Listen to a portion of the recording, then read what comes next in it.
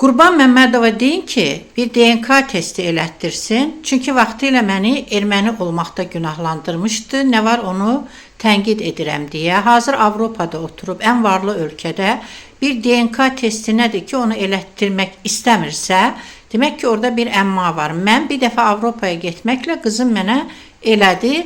Qoy Qurban Məmmədov da DNK testini elətdirsin, videosunu da qoysun, nəticələrini də və ondan sonra mən də göstərərəm ki, mən kiməm.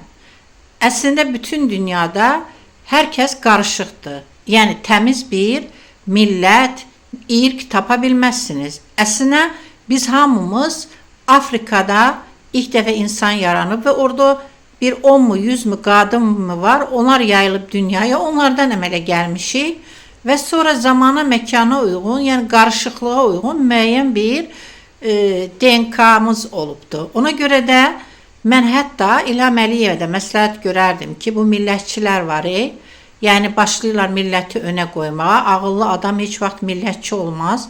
Ən şərəfsiz, əcraf adamlar millətçilikdən istifadə edirlər. Çünki əsas insan olmağı, o insanın dəyər prinsiplərinə baxmalıdır.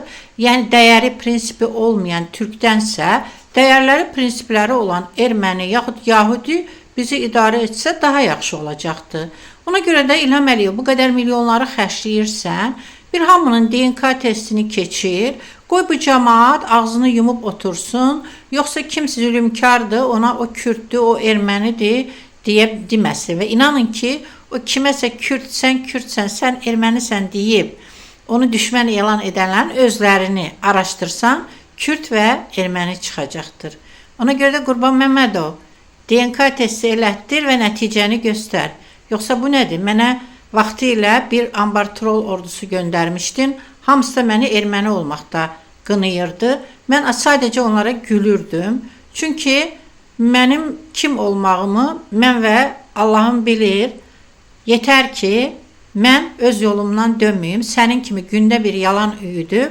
İndi də oturubsan orada və sabah gəlib sən də meydana çıxsan, bu unutqan, bu dəyəri, prinsipləri olmayan çoxluq səni də hakimiyyətə gətirə bilər. Amma orada qalmaq məsələsi var. Orada heç biriniz bu müxalifətdəm deyənlərin səviyyəsi, yəni səviyyəsizliyi, dəyərsizlikləri, prinsipsizlikləri, yəni 92-93-də də göstərdi ki, nəyə gətirib çıxartdı və sən də ancaq ortada kuryerlik eləyən birisən.